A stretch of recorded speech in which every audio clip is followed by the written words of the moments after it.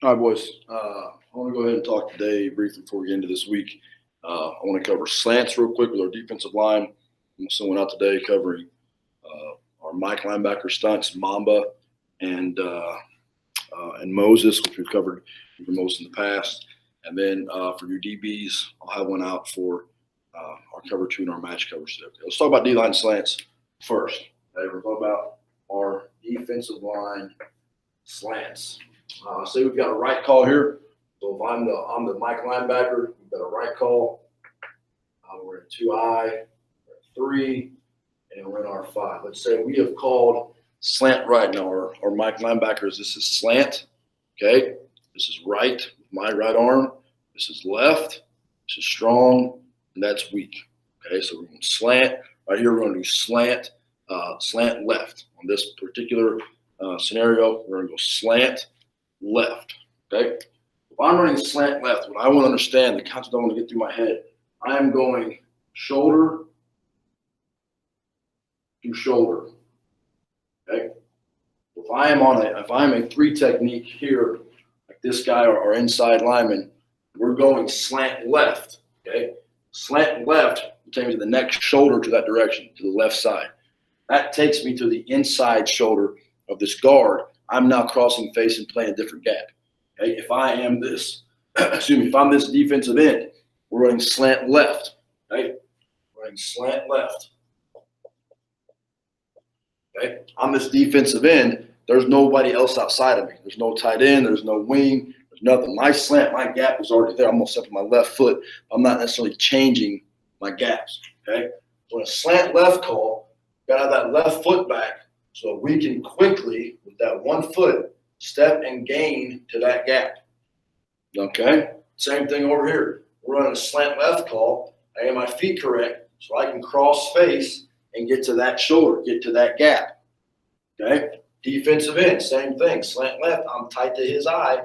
I'm now going to cross face and get inside. All right, let's say I'm a linebacker here. I need to move this out of the way real quick. So we got our Mike backer here. We got a right call, so he's in the strong A gap, the right A gap. We're going to go ahead and say we got twins here. So we're in an outside apex. We're apex. Okay. If I'm playing this backer, right, pre-snap, what gap do I have? He's got the C. He's got the A. I've got that B gap. Okay. Now with the slant left call, watch what happens. B gap is taken. The Mike has this A gap. The A gap is taken. The Mike's gap now becomes opposite of his original gap. All right. Defensive tackle now goes from B to A. Defensive end now goes from C to B. This backer is now responsible for the C gap. Okay, so it's not just our defensive linemen who are going to be adjusting on these slants. Our linebackers have to understand that if we make a slant call left or right, so coach, if we make a slant call left, right, or strong, weak, the backer's responsibility will change as well. Okay, so it's not just as simple as defensive line slanting, I've got my gap and nothing changes. That's not the case. All right, go off another scenario. We're going to same front. We'll just go slant right here instead of slant left. Coach McKay has entered the building. If you see anything that I'm doing wrong, please let me know. Okay, let's go slant right. So if we're going shoulder to shoulder, we're going from whatever shoulder I'm on to the nearest shoulder to my right. He will cross face. His gap will change. He's on a left or right shoulder. His next shoulder is to that shoulder. He wants to get on that center. His gap will not change. Strong defensive tackle, a 3 tech. You're on the right shoulder. We're slanting right. Near shoulder. Your gap will not change. Defensive end. You're on the right shoulder. There's no one outside you to the call. You're stepping right, but you still have that gap. Okay? Linebackers. You pre-snap, we're B gap. Just left outside backer. With the end slanting inside, your gap will now become this C gap. That will change it. Your gap will change. Mike backer, your gap is still the same. You still have the A. Pre-snap, just right outside backer. You were the overhang player. You are still overhang. You have no gap responsibility whatsoever. So depending on where the ball goes, you're flowing and making a play. You have no gap responsibility.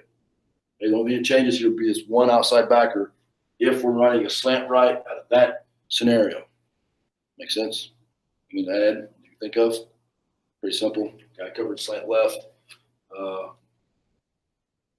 slant strong. Well, if we call it strong or weak, it'll all depend upon where we're at. We have to communicate up front. Strong left, get ourselves lined up. We're not slanting to the left. If it's a slant left call, you Mike backers have got to do a great job of quickly and accurately getting us lined up to the right formation and getting us lined up, get our strength call the right way. And that's the slant game, guys. Very important that we understand if this is my gap, if I'm in this gap right here, okay, I'm on that eye, I've got to get to his shoulder. I want to be on that hip. I'm still in that gap, but I'm just crossing that gap just a little bit. I'm just trying to mess with this guard.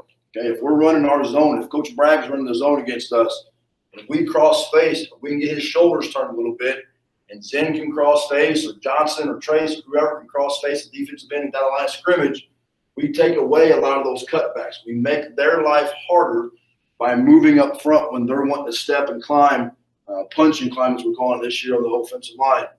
We just make their life a little bit harder. It's not a true, I'm not going crazy 3 yards upfield. I'm just crossing face, changing my alignment, my direction on the snap of the ball, not letting that offensive lineman have a free release and getting hands on me. Okay? That is slanting. Slant right, slant left. Again, that's slant right or slant left, slant strong, and slant weak.